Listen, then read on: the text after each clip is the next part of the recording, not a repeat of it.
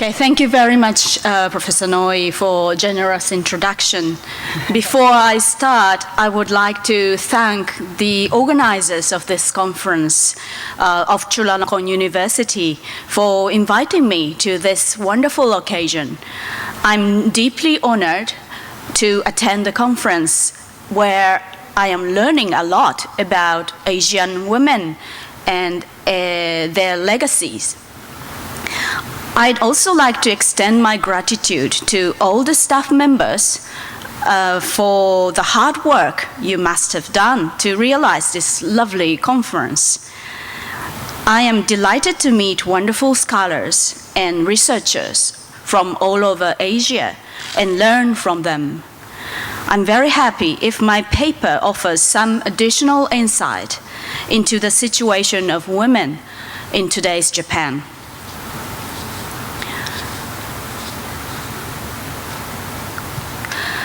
So I'll start from the explaining conflicts of values in contemporary Japan. Even though Japan is recognized as one of the most advanced countries in the world, when it comes to gender equality, it falls behind many countries supposedly less affluent. The Global Gender Gap Report 2012 ranks Japan at appalling 101st. In East Asia, Japan is lower than, for instance, Philippines, Singapore, Thailand, Vietnam, China, Indonesia, and Malaysia. This is a strange phenomenon considering high percentage of women with university education and the increase of women with occupation. Behind this phenomenon lurks strong patriarchal values still prevalent in Japan, which have hindered so far to cultivate true empowerment of women. There were women intellectuals in history, but they haven't been able to make large impact on general society. However, in recent years, we have started to witness a slight shift in social values, especially the majority of women's values, as if the system has finally started to change in a better way. Though the situation is not all optimistic, as the current government is steering the nation in a conservative direction, perhaps the situation surrounding women in Japan may improve nonetheless because of the emerging women's leadership. Traditionally, even after the World War II, many believed that it was best if husbands work outside and wives stay at home, taking care of housework and children. But the economic necessity forced the society out of these old values.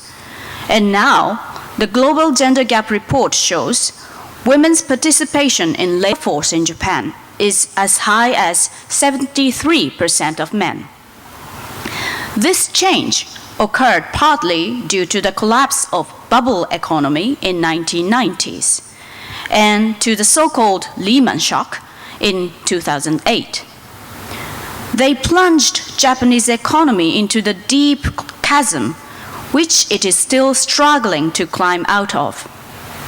Because of financial difficulties, more and more households became unable to afford a housewife with no income.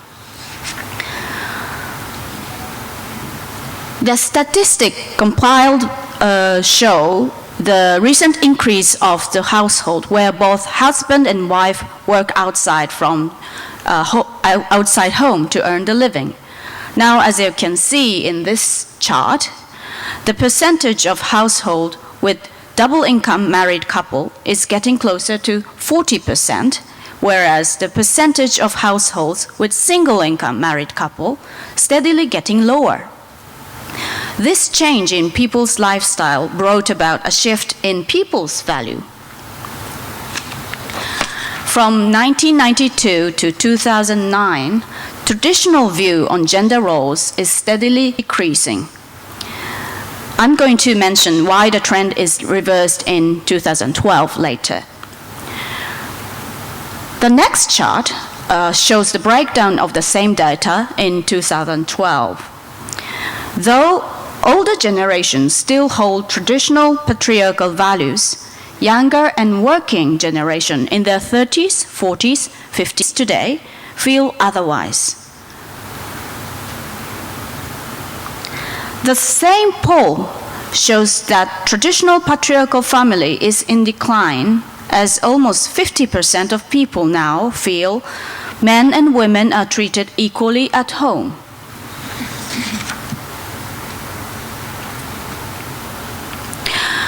Situation at home may be improving this way. Work front is another story. According to the Global Gender Gap Report, women's wage for similar work in Japan is kept as low as 60% of men's, and women's estimated income is only 55% of men. It eloquently tells us that though personal views and lifestyles are already starting to change, the change in social structure has yet to come. Especially resistant are major corporations and political world. They are still very male-dominated, and women's visibility is very low. The Global Gender Gap Report indicates that Japanese society lacks the structure to support and empower women's activities. Japan ranks at 106th in the section of legislator, senior officials, and manager. Women with high status and powerful job are only 10% of men with similar responsibility. Worse is political empowerment section, in which Japan ranks at 110th. The number of female MP is only 12% of men, and Japan has yet to see a woman as its head of state. This chart is the international comparison of the number of female executives. As you can see, Japan is very low. This means that even though more and more women are participating in the society, and as many women as 73% of men are working, most of them are not located in a place high enough to change the system of the economy they work for, let alone the society as a whole. There have been women intellectuals in Japan, but they were not in a place to influence the society in major way. This is reflected in public opinion poll as well. This chart shows that majority is feeling that work environment is still hostile against women. And the next one shows the political world is very male-dominated, and the society as a whole is very male-centered. The situation at universities is no different from general society. Girls, almost as many as boys, enter the university, and some go on to graduate schools to become academics. But most of them remain as lower capacity, such as part-time lecturers and assistant professors, and the number of women who become full professors, not to mention presidents, is extremely limited. As you can see from the charts I've just shown you, change is occurring in the private sphere, but it has not reached to the public one yet. This shows this trend in image. The upper sphere is still very resistant to change, though the bottom part has already started to change. So what happens is this. More and more women are working outside to support their households, but their wage is kept lower than their husbands.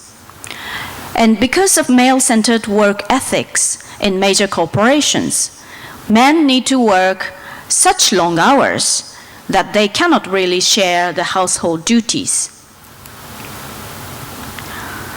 The recent data shows husbands of the households with child under 6 years of age dedicate only 67 minutes a day for household duties. This is extremely little compared to the other countries, though it increased by 7 minutes from the last survey 5 years ago. So 7 minutes improvement, which is, I don't know how to appreciate. As you can see, the responsibility at home is still largely on women's shoulders. Consequently, women today have to work outside, and when they come home, they are expected to do most of the housework and childcare. In a society with conflicts of values like this, women in particular are suffering. Quite a few women quit their job to raise children once they get pregnant. They feel they cannot cope with job responsibility as well as childcare responsibility. As you can see from this chart, women's labor force in Japanese society makes M shape because many women with small children take time off from work. This trend prohibits women to build their career smoothly. Even if they successfully come back to work after a few years, they cannot work as long and hard as men due to responsibility at home. As a result, women are not often qualified for promotion, not eligible for a job with responsibility. Consequently, women's work-related satisfaction is low because they are not well paid, nor doing interesting job. They are very tired, very stressed out, and very frustrated and disillusioned. The same happens to women teaching at universities. They have to do research, publish, teach, and on top of those, they have responsibilities at home. Some take time off from teaching to concentrate on child rearing or choose to teach part-time. This trend keeps women away from full professorship or other executive jobs in academia. When women take time off from academia, the nature of academic research makes it extremely difficult for them to come back. Besides, recent economic crisis hit the academic institutions as well, and securing full-time professorship has become very difficult. Women with gap year in their career have less chance of getting full-time teaching jobs. Consequently, the ratio of women in academia remains as low as 13%. Universities are no exception from general society. They are very male-dominated. Now, if you go back to chart 2, which is this one, you can see a conservative swing in 2012. Especially hostile to gender equality is older generation. You see, who see gender equality is to blame for worsening economic situation. You may notice great percentage of people in the 20s also is hostile to gender equality.